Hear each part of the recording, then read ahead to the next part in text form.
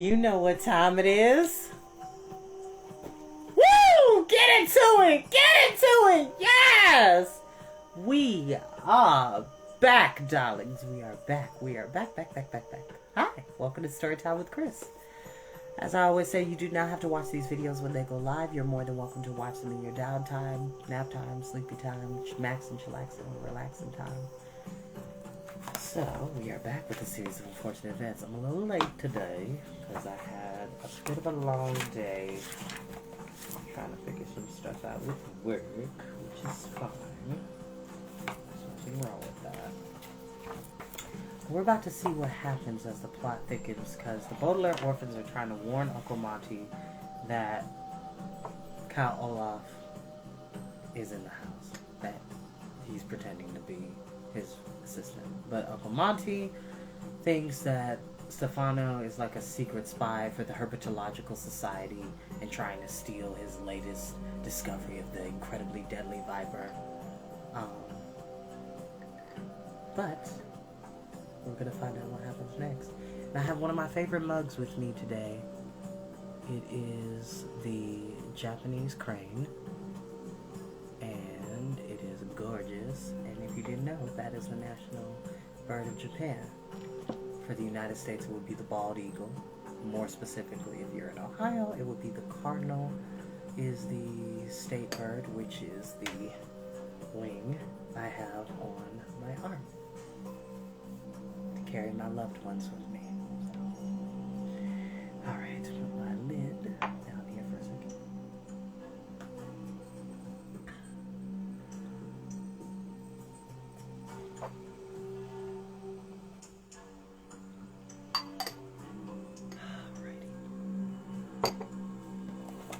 And no, I don't own the music you're listening to in the background. And before I start, I did clean my glasses. I cleaned my glasses. Alrighty.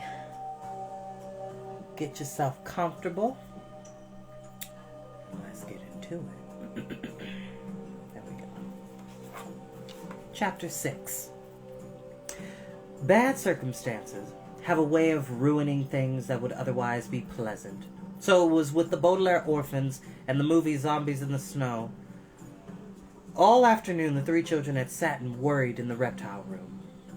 Under the mocking stare of Stefano and the oblivious... The word oblivious here means not aware that Stefano was really Count Olaf and thus being in a great deal of danger. Chatter of Uncle Monty. So by the time it was evening, the siblings were in no mood for cinematic entertainment. Uncle Monty's Jeep was really too small to hold him, Stefano, and the three orphans, so Klaus and Violet shared a seat, and poor Sonny had to sit on Stefano's filthy lap, but the Baudelaires were too preoccupied to even notice their discomfort. The children sat all in a row at the multiplex, with Uncle Monty to one side while Stefano sat in the middle and hogged the popcorn. But the children were too anxious to eat any snacks and too busy trying to figure out what Stefano planned to do to enjoy Zombies in the Snow, which was a fine film.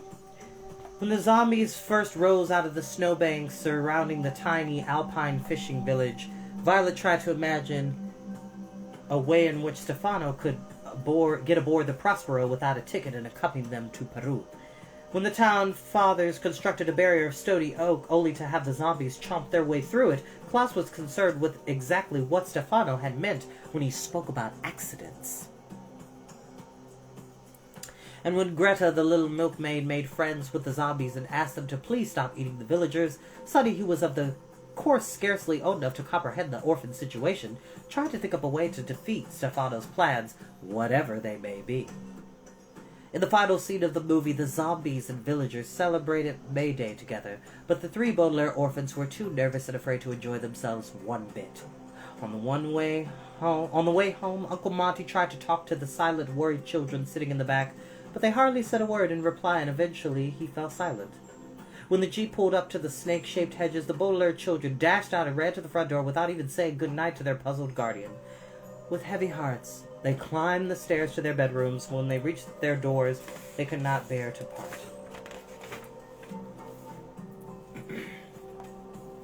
Could we all spend the night in the same room? Klaus asked Violet timidly. Last night I felt as if I were in a jail cell, worrying all by myself. Me too, Violet admitted. Since we're not going to sleep, we might as well not sleep in the same place. Tickle, Sunny agreed, and followed her siblings into Violet's room. Violet looked around the bedroom and remembered how excited she had been to move into it just a short while ago. Now the enormous window with the view of the snake-shaped hedges seemed depressing rather than inspiring, and the blank pages tacked to her wall rather than being convenient seemed only to remind her of how anxious she was.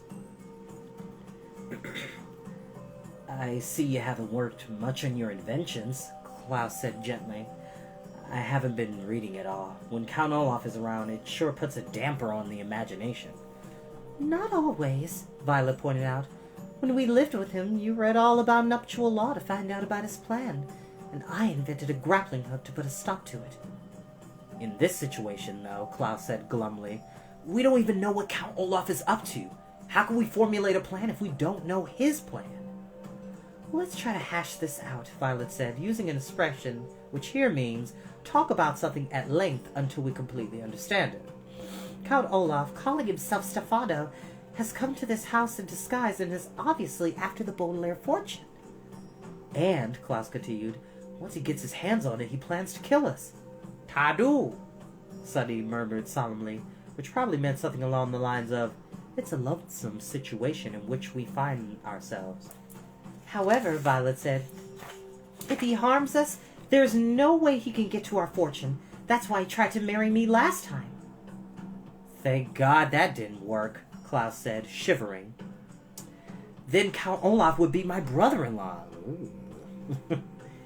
But this time he's not planning to marry you. He said something about an accident. And about heading to a location where crimes are more difficult to trace, Violet said, remembering his words. That must mean Peru. But Stefano isn't going to Peru. Uncle Monty tore up his ticket. Dog!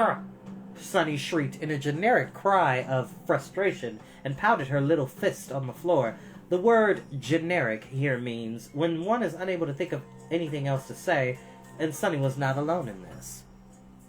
Violet and Klaus were of course too old to say things like dog, but they wished they weren't. They wished they could figure out Count Olaf's plan.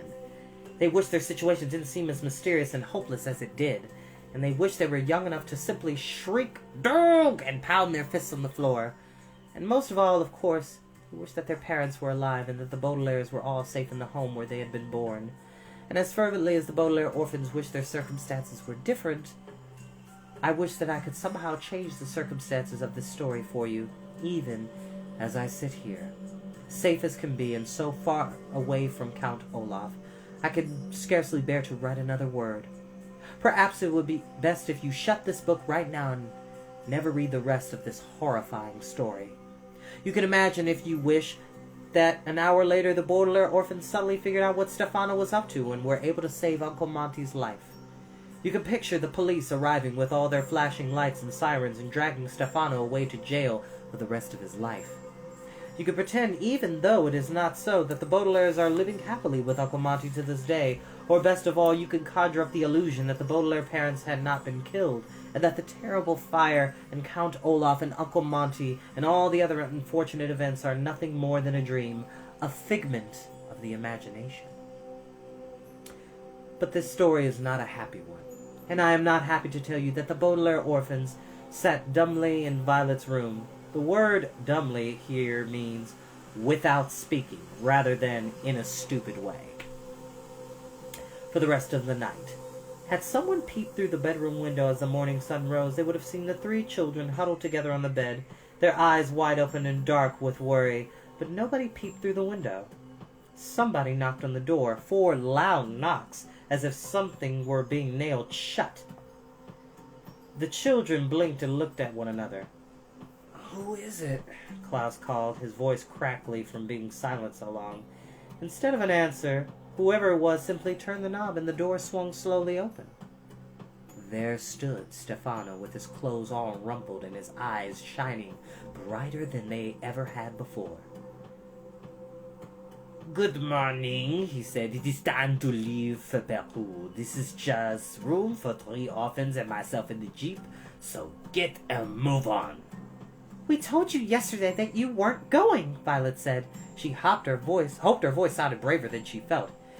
It is your Uncle Monty who isn't going, Stefano said, and raised the part of his forehead where his eyebrows should have been. Don't be ridiculous, Klaus said. Uncle Monty wouldn't miss this expedition for the world. Ask him, Stefano said. The Baudelaire saw a familiar expression on his face. His mouth scarcely moved, but his eyes were shining as if he had just told a joke. Why don't you ask him? He's down in the reptile room. We will ask him, Violet said. Uncle Monty has no intention of letting you take us to Peru alone. She rose from the bed, took the hands of her siblings, and walked quickly past Stefano, who was smirking in the doorway. We will ask him, Violet said again, and Stefano gave a little bow as the children walked out of the room. The hallway was strangely quiet, and blank as the eyes of a skull. Uncle Monty? Violet called at the end of the hallway. Nobody answered. Uncle Monty! Aside from a few creaks on the steps, the whole house was eerily quiet, as if it had been deserted for many years. Uncle Monty? Klaus called at the bottom of the stairs. They heard nothing. Standing on tiptoe, Violet opened the enormous door of the reptile room, and for a moment the orphans stared into the room as if hypnotized, entranced by the odd blue light which the sunrise made as it shone through the glass ceiling and walls. In the dim glow they could see only silhouettes of the various reptiles as they moved around in their cages, or slept curled into shapeless dark masses. Their footsteps echoing off the glimmering walls, the three siblings walked through the reptile room toward the far end, where Uncle Monty's library lay waiting for them. Even though the dark room felt mysterious and strange, it was a comforting mystery and a safe strangeness. They remembered Uncle Monty's promise that if they took time to learn the facts, no harm would come to them here in the reptile room. However, you and I remember that Uncle Monty's promise was laden with dramatic irony, and now here in the early morning gloom of the reptile room, that irony was going to come to fruition, a phrase which here means the Baudelaires were finally to learn of it. For just as they reached the books, the three siblings could see a large shadowy mass huddled in the far corner. Nervously, Klaus switched on one of the reading lamps to get a better look. The shadowy mass was Uncle Monty. His mouth was slightly agape as if he were surprised, and his eyes were wide open, but he didn't appear to see them. His face, usually so rosy, was very, very pale. And under his left eye were two small holes right in a line, the sort of mark made by the two fangs of a snake. Devotion? Sonny asked, and tugged at his pants leg. Uncle Monty did not move. And as he had promised, no harm had come to the Baudelaire orphans in the reptile room. But great harm had come to Uncle Monty.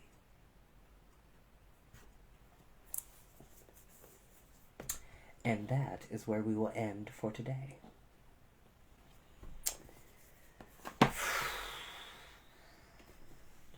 Count Olaf is a villain. He is a villain for real. There can be no questions about that. He is a villain. I will see you all next time as we look deeper into the mystery. We're only on chapter 7 next time, and there are 13 chapters if I'm not mistaken. I'm gonna double check on that. Hold on, y'all. Look this up.